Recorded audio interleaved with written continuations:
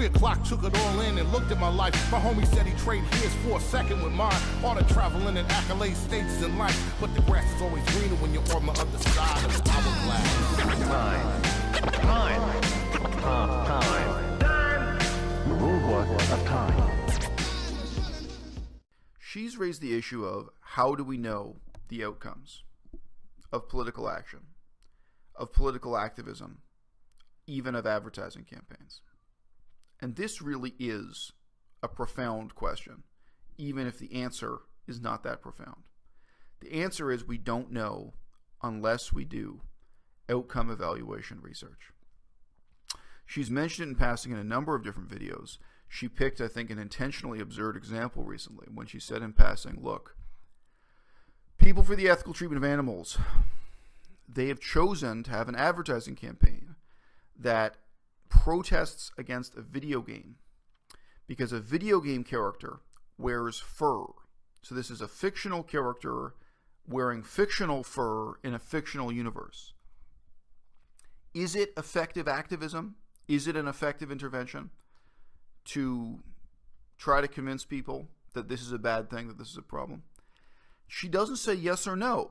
She just looks into the camera and says, you would have to do the research. You would have to investigate that. And you're damn right. That's really the most profound answer you can give. If you don't set aside time, effort, and frankly money to do outcome evaluation research, then you don't know. And governments don't know either. It's very easy for a government, a charity, an NGO, a group of friends involved in political activism to convince themselves that the outcomes of their action are identical to their objectives. What's the point of the project? Are you trying to just feel better about yourself? Are you trying to just put together a gang of friends? Are you trying to change the world? Are you trying to save animals? Are you really trying to educate the public?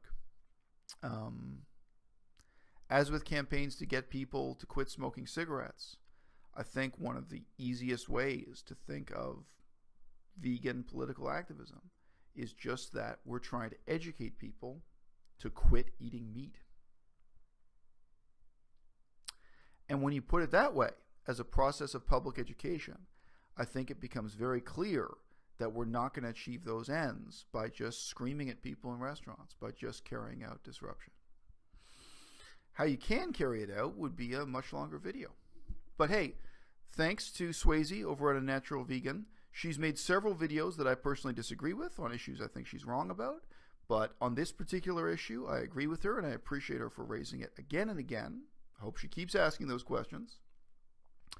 And on a fundamental level, I'm a fan of anyone who takes the time to pick up the microphone to raise important political and philosophical questions about veganism or otherwise, instead of, say, putting on a bikini, playing beach volleyball, and trying to sell diet books for how you too can look great in a bikini. Not that one is going to replace the other. We're not going to replace bikini videos with politics and philosophy videos here, people. No, we're not. But we need both, all right? And in terms of the online presence of veganism, I'm delighted to see anyone doing something with more substance than bouncing in bikinis. The fundamental thing that I feel Unnatural Vegan is right about and that I want to give emphasis to here is that these fad diets, whether they're 30 bananas a day, raw till 4, or what have you, the problem is not that they attract people to veganism, but that they repel people from veganism. That they really do lead to people who are disillusioned and burnt out with veganism itself, when instead they should just be burnt out with bullshit YouTube personalities who are just trying to sell you their next diet book. I got in touch with someone today. She was explaining that she's burnt out on the Freelee diet. It doesn't work, doesn't make sense to their lifestyle. She's gaining weight out of control. She's very unhappy about it, and she's giving up veganism entirely and going back to eating meat, even though she believes veganism is morally right, is ethically right, and it's a decision she wanted to keep for the rest of her life. She wanted to be vegan until the day she died. And she gave up because Freelee's diet didn't work for her and it was ruining her life. Okay? It's real. I know I talk about this a lot, but that's because it's really important. What we eat as vegans is not only important for our health, but for our ethics. When we eat an unhealthy, nutritionally incomplete diet, whether it's beer and potato chips or bananas and dates, we put our ability to stay vegan in jeopardy. Lit, love hip hop. The gangsters got me like the broccoli. Brooklyn baby cooling at a swap. Hey guys, a lot of you asked me to do a thing. I did comment about it on Facebook. For those of you who don't know, I'm talking about Durian writer Freelee and his accusations against à-bas-le-ciel. He has a good breakdown of just the entire conversation between them on Facebook. I'll link that in the description, so I don't really want to go over all of that stuff, but basically, Freelee said some terrible things, and with no evidence whatsoever, and then encouraged his followers to do illegal things, or I guess confront him, find out where he lived, and but keep it relatively nonviolent, as he says.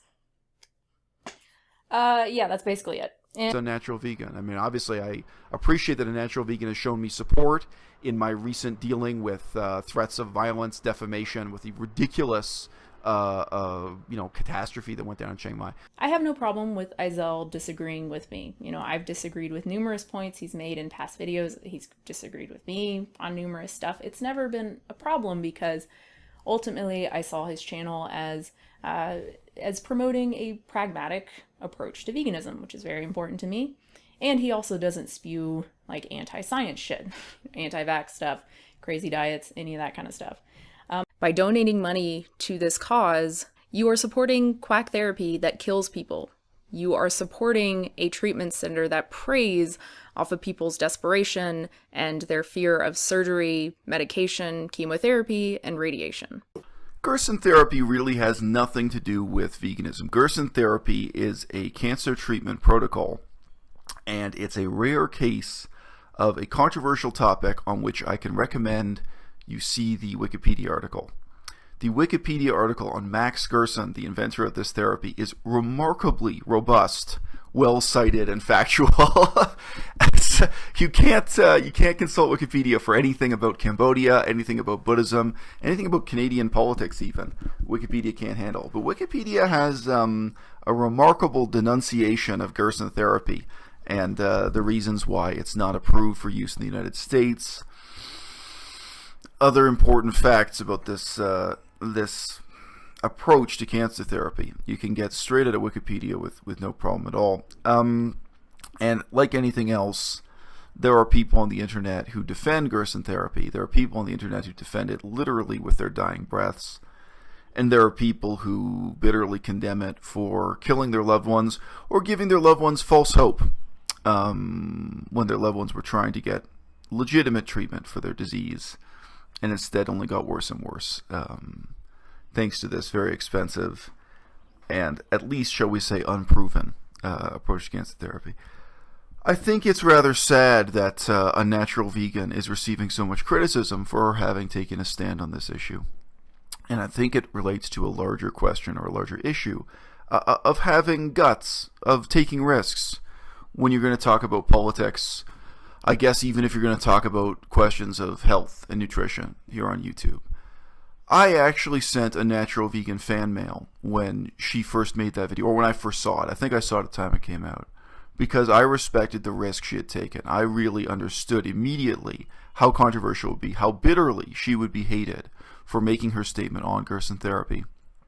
And I knew that there would be people attached to particular patients, people who died or people who tried to get treatment in their dying days through the Gerson Treatment Center.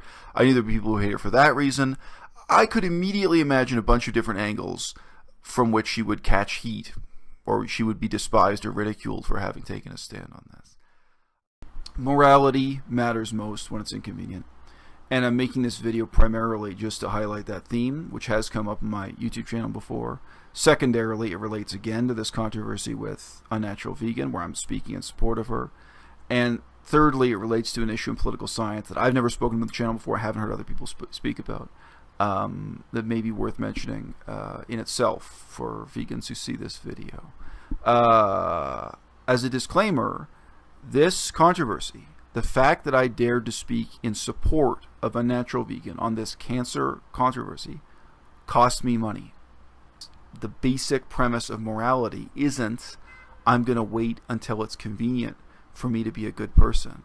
It's, I'm going to be a good person all the time, and I'm going to build up the strength of character to cope with those inconveniences, because morality means facing down constant fear, inconvenience, insult, innuendo, threats, etc.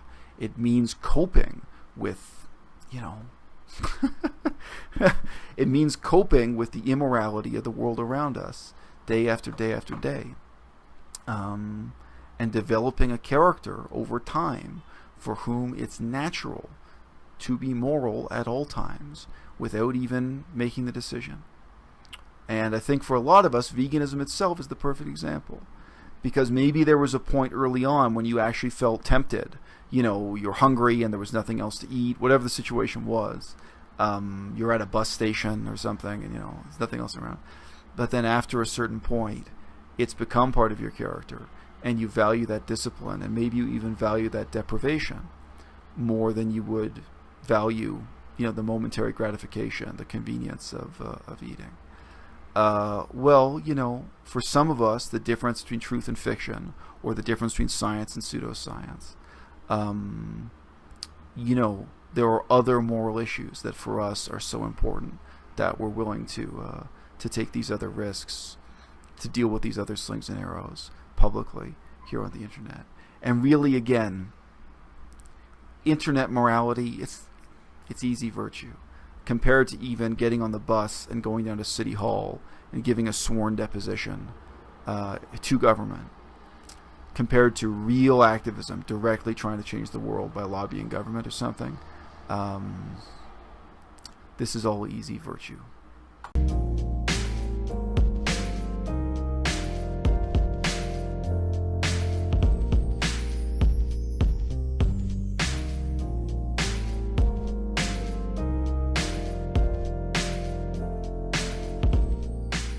Now, this also has come up just lately because Unnatural Vegan, she said to, I think on Twitter, but she said to ask yourself, she basically discredited him by saying, well, look, you're somebody who bails out racists. You're someone who supports racists. So this is also interesting. I don't think I mentioned this to you. His response to that is to say, well, that's guilt by association, and that's hypocritical, i.e., you shouldn't judge Isaac the same way you judge Corey. Yeah. And that also, so he claims that in the same way that it's not immoral for a vegan to associate with meat eaters or to have positive relationships of cooperation with meat eaters, you can't judge someone this way in terms of guilt by association. So it was an interesting argument. Now, I come out of a straight political science background. In terms of politics, what I said to him first and foremost was, look, she's got you. The same way that, if you're running for the Conservative Party or the Liberal Party, and people see you at a picnic with a bunch of neo-Nazis, you can offer this kind of excuse about, not guilt by association, or that you think you're playing a positive role in reaching out to these people, and maybe true. Maybe you have something interesting to say under that heading. But in terms of just straight up politics, it's like, well, you're setting yourself up to be judged this way. And I myself, I have judged him this way. Thus, all the hard work that went into editing the N-word please video.